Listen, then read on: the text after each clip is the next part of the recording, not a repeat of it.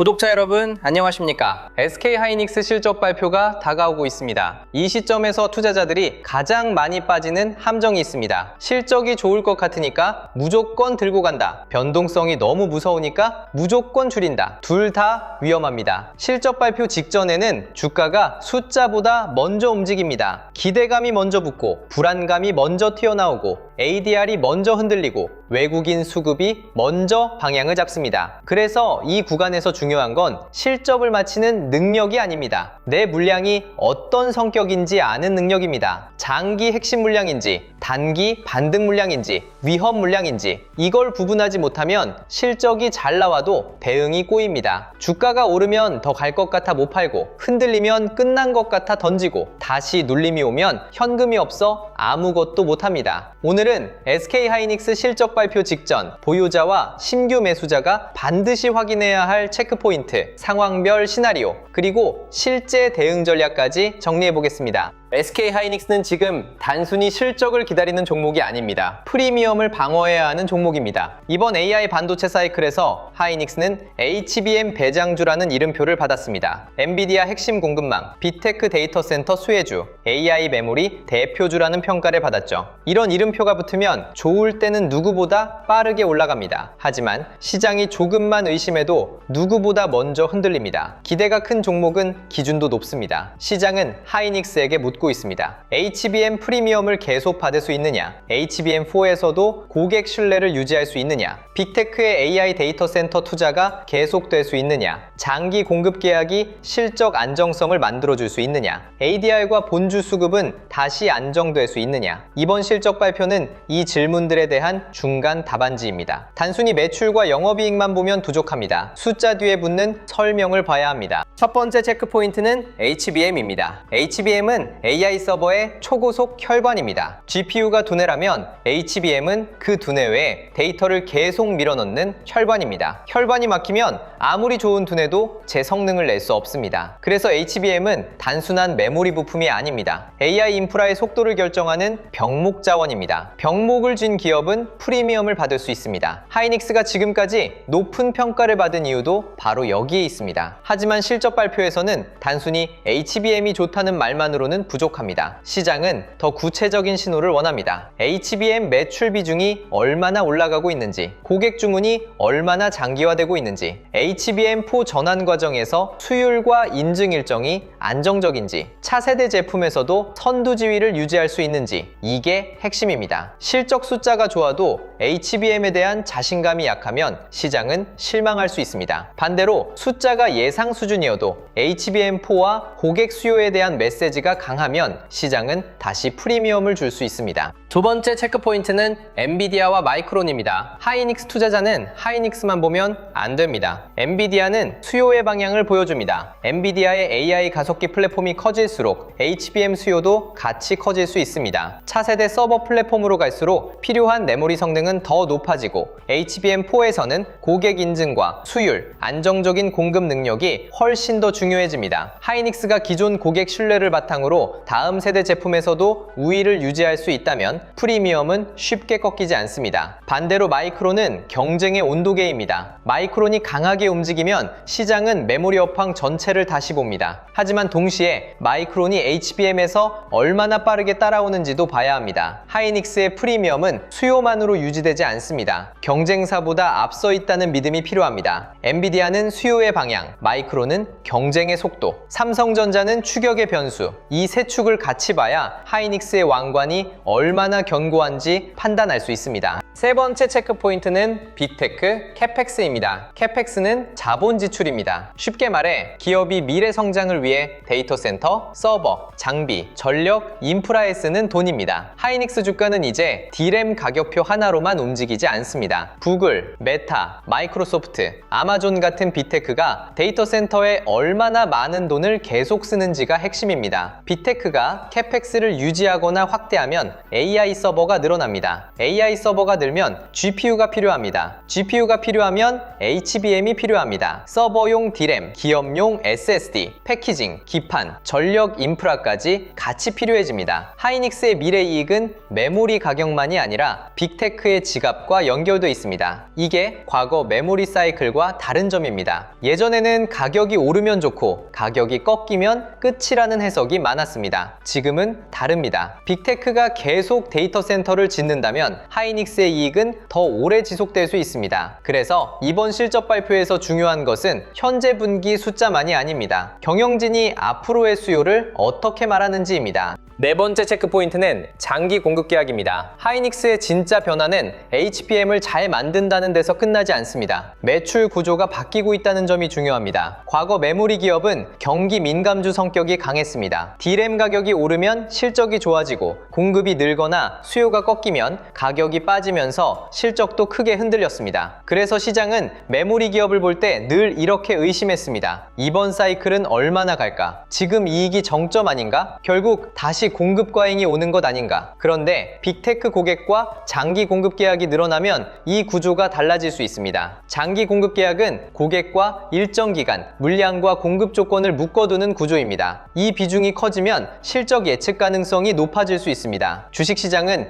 예측 가능한 이익을 좋아합니다. 하이닉스가 단순히 DRAM 가격에 흔들리는 경기 민감주가 아니라 빅테크와 묶인 AI 데이터 센터 핵심 공급 기업으로 바뀐다면 시장의 가격표도 달라질 수 있습니다. 하이닉스의 진짜 재평가는 DRAM 가격이 얼마나 오르느냐가 아니라 빅테크와 묶인 이익이 얼마나 오래 지속되느냐에서 나옵니다. 다섯 번째 체크 포인트는 ADR과 본주 수급입니다. 하이닉스는 ADR 상장 이후 변동성 구조가 더 복잡해졌습니다. 이제 국내 본주만 움직이는 종목이 아닙니다. 미국장에서 ADR이 먼저 흔들리고 그 흐름이 다음 거래일 국내 본주 심리에 영향을 주는 장면이 반복되고 있습니다. 국내장이 끝났는데도 ADR이 흔들리면 투자자들은 밤새 불안해집니다. 다음 장에서 하락 출발하는 것 아닌가? 외국인이 차익 실현하는 것 아닌가? 본주와 ADR 괴리가 다시 커지는 것 아닌가? 이런 생각이 따라붙습니다. 하지만 ADR을 무조건 악재로만 볼 필요는 없습니다. ADR은 글로벌 투자자들이 하이닉스를 어떻게 평가하는지 보여주는 창구이기도 합니다. 실적 발표 전후로 봐야 할 것은 하나입니다. ADR이 본주를 끌어내리는 압력으로 작동하는지 아니면 글로벌 자금이 하이닉스를 다시 담는 통로로 작동하는지 이 차이가 큽니다. ADR이 흔들리더라도 국내 본주가 장중 저점을 지키고 외국인 현물 매수가 이어지면 공포가 과도했을 수 있습니다. 반대로 ADR 약세와 국내 외국인 매도가 동시에 나오면 조심해야 합니다. 여섯 번째 체크 포인트는 후방 밸류 체인입니다. 실적 발표 전 하이닉스 본주만 보고 있으면 대응이 늦을 수 있습니다. 하이닉스가 정말 강한 흐름으로 다시 살아난다면 돈은 본주 하나에서 끝나지 않습니다. HBM을 더 만들려면 장비가 필요합니다. 패키징이 필요합니다. 기판이 필요합니다. 검사 장비와 소재도 필요합니다. AI 데이터 센터가 늘어나면 전력 인프라와 냉각까지 따라붙습니다. 그래서 세력들은 대장주가 본격적으로 움직이기 전 후방 밸류 체인에서 먼저 자금을 집행하는 경우가 많습니다. 장비주가 지수보다 강하게 버티고 패키징과 기판주가 장중 저점을 높이고 전력 인프라 종목의 거래 대금이 조용히 붙는 장면이 나옵니다. 이게 돈의 예고편입니다. 실적 발표 직전 하이닉스 본주보다 먼저 세력들이 먼저 쓸어 담는 HBM4 핵심 장비주의 실시간 수급 타점은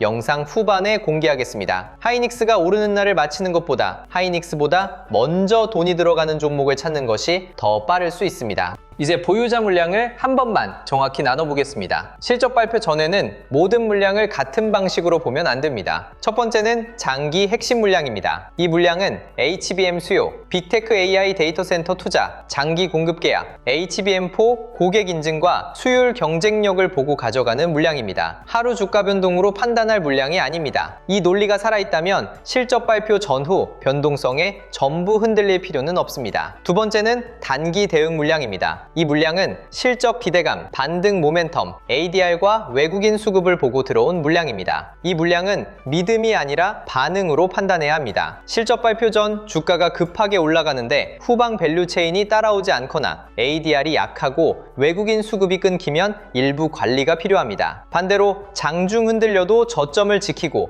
외국인 매수가 이어지고 HBM 후방주가 같이 움직이면 조금 더 볼 수 있습니다. 세 번째는 위험 물량입니다. 고점에서 급하게 따라 산 물량, 신용으로 산 물량, 계획 없이 물타기한 물량입니다. 이 물량은 실적 발표 전후 급등 구간에서 계좌를 가볍게 만드는 데 써야 합니다. 하이닉스는 좋은 기업일 수 있습니다. 하지만 모든 물량이 좋은 물량은 아닙니다. 신규 매수자는 더 단순하게 봐야 합니다. 실적 전 추격은 위험합니다. 기대감이 커질수록 주가는 먼저 뜹니다. 하지만 기대가 이미 반영된 자리에서는 좋은 실적에도 차익 실현이 나올 수 있습니다. 신규 매수자는 세 가지만 봐야 합니다. 본주와 ADR이 같이 안정되는가, 외국인 현물 매수가 이어지는가, HBM, 장비주, 패키징, 기판, 전력 인프라로 돈이 퍼지는가. 이 세 가지가 확인되기 전까지는 추격보다 확인입니다. 좋은 기업을 나쁜 위치에서 사면 좋은 뉴스가 나와도 계좌는 흔들립니다. 분할이 답입니다. 현금이 대응력입니다. 그리고 고점 보유자도 냉정해야 합니다. 본전 생각으로 모든 물량을 붙잡으면 대응이 막힙니다. 위험 물량은 반등 때 줄입니다. 핵심 물량은 논리로 가져갑니다. 단기 물량은 수급으로 판단합니다. 이 정도면 충분합니다. 더 복잡하게 생각할수록 손이 꼬입니다. 이제 실적 발표 직전 시나리오를 보겠습니다. 첫 번째는 강한 기대 유지 시나리오입니다. ADR이 안정되고 외국인이 국내 반도체를 계속 사며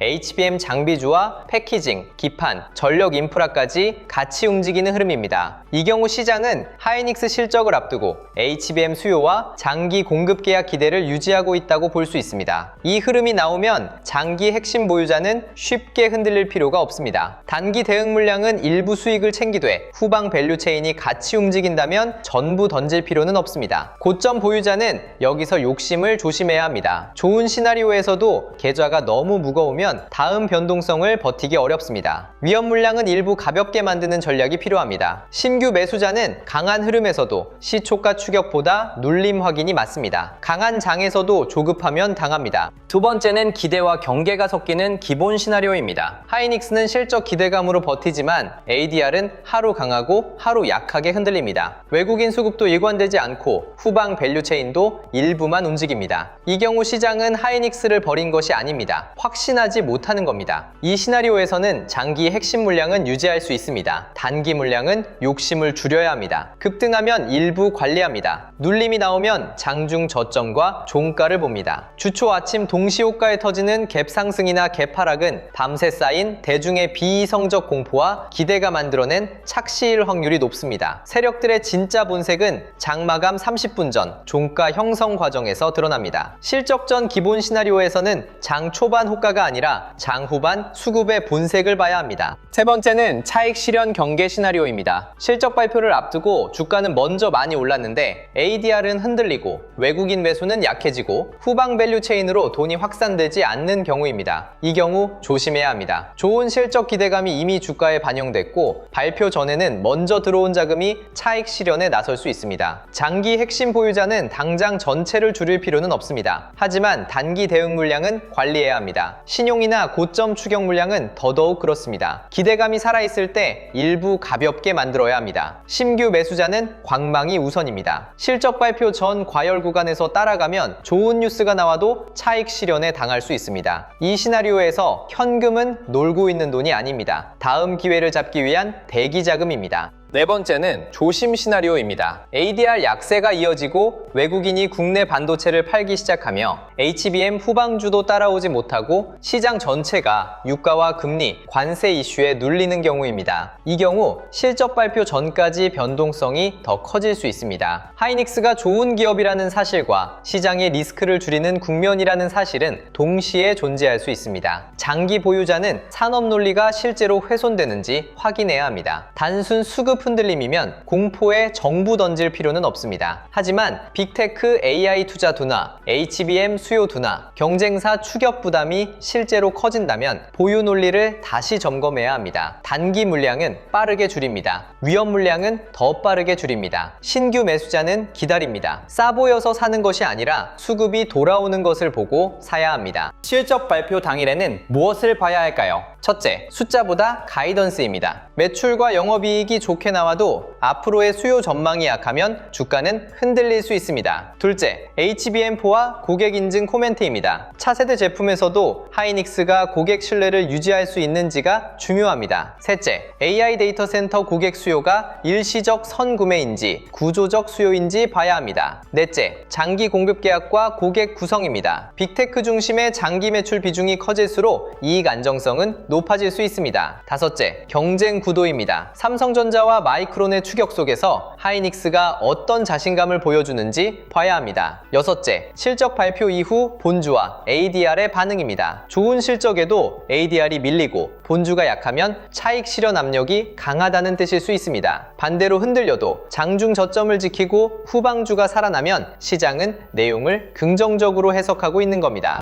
여기서 후방주 흐름이 다시 중요해집니다. 하이닉스 실적이 시장 기대를 충족하거나 HBM 수요에 대한 자신감을 보여준다면 돈은 본주 하나에만 머물지 않습니다. HBM 장비주, 패키징, 기판, 검사 장비, 전력 인프라, 데이터 센터 냉각 이쪽으로 돈이 퍼질 수 있습니다. 대장주가 이미 크게 움직인 뒤 따라가면 늦을 수 있습니다. 세력들은 발표 전후로 먼저 후방 수혜주에서 자금을 집행하는 경우가 많습니다. 하이닉스 본주, ADR, 외국인 현물 수급, 선물 흐름, 후방주 거래대금, 장중 저점, 종가까지 동시에 봐야 하니까 개인 투자자가 혼자 잡기 어렵습니다. 그래서 영상 아래 더보기란에 주도주 알림센터에서 이 흐름을 압축해서 보시면 됩니다. 세력들이 먼저 쓸어담는 HBM, 핵심 수혜주의 실시간 매수 타점 후보를 정확한 주파수로 필터링해드립니다. 하이닉스 실적 전후, HBM 장비주와 패키징, 기판, 전력 인프라에서 먼저 터지는 머니무브를 놓치지 않도록 정리해드립니다. 늦게 보고 따라가면 이미 가격은 떠 있습니다. 먼저 움직이는 돈의 방향을 확인해야 합니다. 오늘 내용을 정리해보겠습니다. SK 하이닉스 실적 발표 직전 중요한 것은 실적을 맞히는 것이 아닙니다. 시장 질문을 아는 것입니다. HBM 수요가 살아있는가? HBM4로 넘어가는 과정에서 고객 신뢰와 수요율 경쟁력을 유지할 수 있는가? AI 데이터 센터 고객과 장기 공급 계약이 실적 안정성을 높이고 있는가? 빅테크 캐펙스가 계속 이어질 수 있는가? ADR과 본주 수급이 안정되는가? 후방 밸류 체인으로 돈이 확산되는가? 이 질문들이 핵심입니다. 후반부 대응은 짧게 정리하겠습니다. 장기 물량은 논리로 가져갑니다. 단기 물량은 수급으로 판단합니다. 위험 물량은 반등 때 줄입니다. 신규 매수자는 추격하지 않습니다. 고점 보유자는 물타기보다 계좌를 가볍게 만듭니다. 현금은 도망이 아니라 다음 기회를 잡기 위한 무기입니다. 좋은 기업이라도 내 계좌 안의 모든 물량이 좋은 물량은 아닙니다. 마지막으로 정리하겠습니다. SK 하이닉스는 실적 발표를 앞두고 가장 강하게 주목받는 종목입니다. 그만큼 기대도 크고 변동성도 큽니다. 실적이 좋을 것 같다고 무조건 들고 가는 것도 위험합니다. 변동성이 무섭다고 무조건 줄이는 것도 위험합니다. 핵심은 기준입니다. 숫자보다 가이던스, 본주보다 ADR과 후방 밸류 체인, 동시고가보다 장마감 30분, 뉴스보다 수급, 그리고 실적 발표 전후에는 감정이 아니라 물량 성격으로 대응해야 합니다. 하이닉스가 다시 강하게 움직인다면 돈은 HBM 장비주와 패키징, 기판, 전력 인프라에서 먼저 신호를 줄 수 있습니다. 이 흐름을 놓치지 않으려면 영상 아래 더보기란에 주도주 알림센터를 확인해 보십시오. 세력의 수급 이동 경로를 실시간으로 필터링해드립니다. 사칭 채널과 가짜 링크가 많으니 반드시 영상 아래 더보기란에 신청 페이지를 통해서만 확인하시기 바랍니다. 여러분의 현명한 판단과 성공적인 투자를 진심으로 응원합니다. 오늘도 함께 해주셔서 감사합니다. 성공 투자하십시오.